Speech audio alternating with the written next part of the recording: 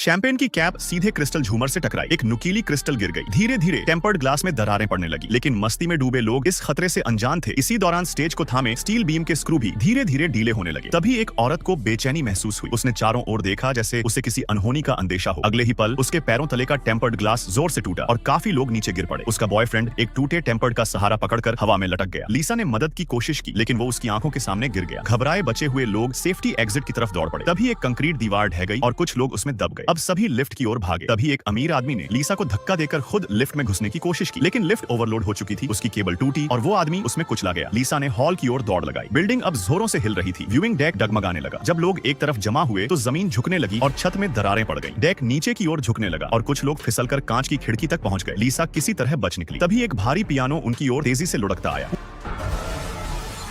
पूरी इमारत अब गिरने की कगार पर थी और स्टेज आधा लटक चुका था। लीसा मलबे से बचती बचाती दौड़ी। तभी उसे बक्से में उसे एक छोटा लड़का जिंदा मिला। भागने का कोई रास्ता नहीं बचा था। इमारत कभी भी गिर सकती थी। लीसा ने झट से बच्चे को उठाया और नीचे छलांग लगा दी। अगले ही पल स्टेज भी टूटकर नीचे गिर गया। किस्मत से उसकी अंगूठी दो स्टील रॉड्स के बीच फंस गई, जिससे दोनों कुछ पल हवा में लटके रहे, लेकिन जोर से खींचने पर उसकी उंगली कट गई और दोनों नीचे जा गिरे। एक नुकीली छड़ शरीर में घुस गई और लीसा की नींद खुल गई।